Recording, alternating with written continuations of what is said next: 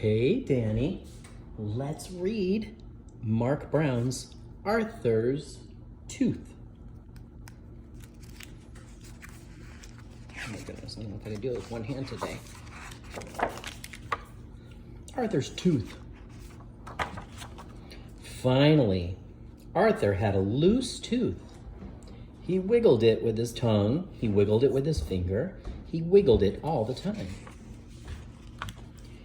One afternoon, while Arthur was wiggling his tooth during math, he heard a loud scream. Francine jumped up.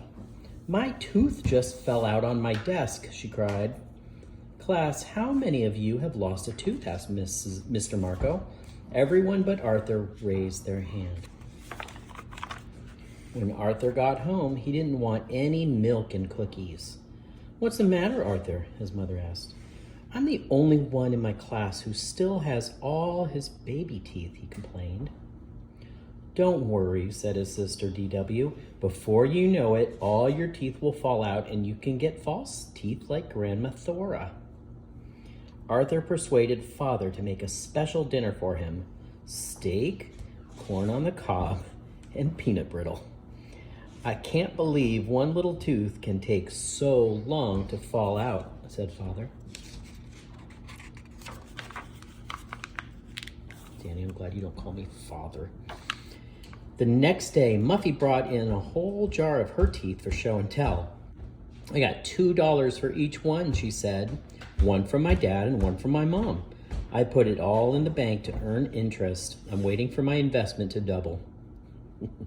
"Not me," said Francine. "I'm spending mine."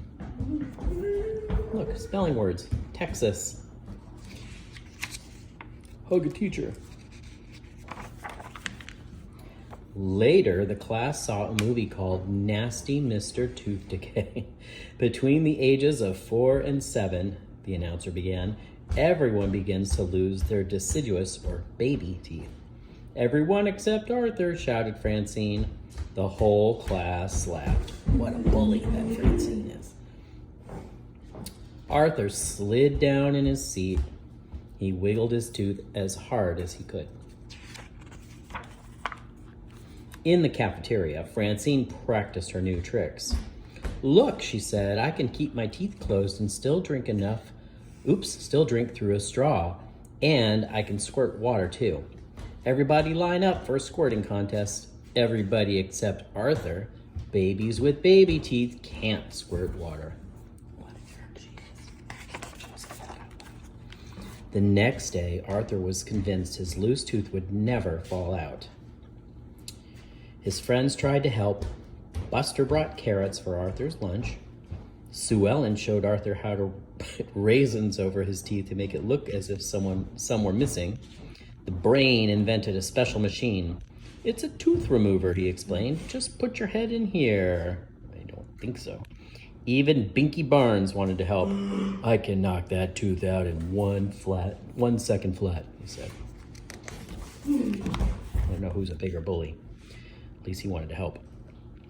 That night, Arthur spent a lot of time in front of the bathroom mirror. Oh my goodness, everybody's waiting.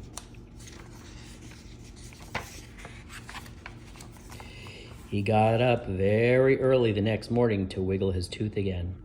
"See how much looser it is?" he told his parents. "That's it," said his mother. "You need professional help. You're going to the dentist today."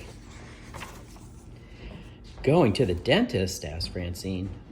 "Boy, do I feel sorry for you." There were other patients waiting to see Dr. Sozio. "Sorry," said the nurse. "We're running late. Have a seat." "Arthur, you were smart to bring a book," said Mother. Sharks. What do sharks have a lot of? That's right, teeth.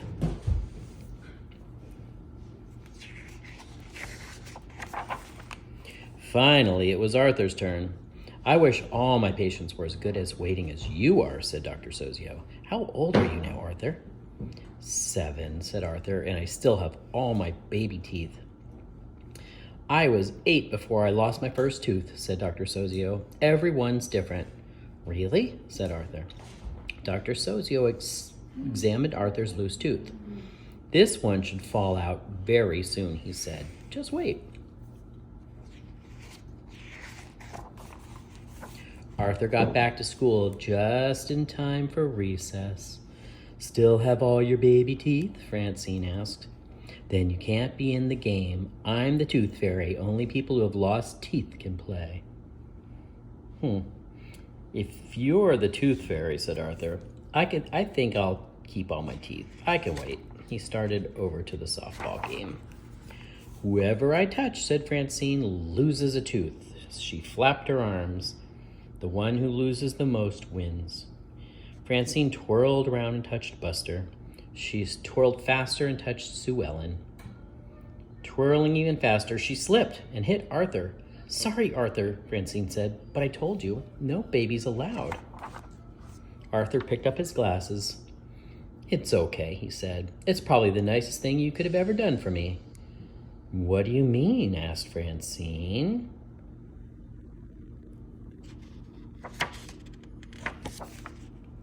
Arthur just smiled.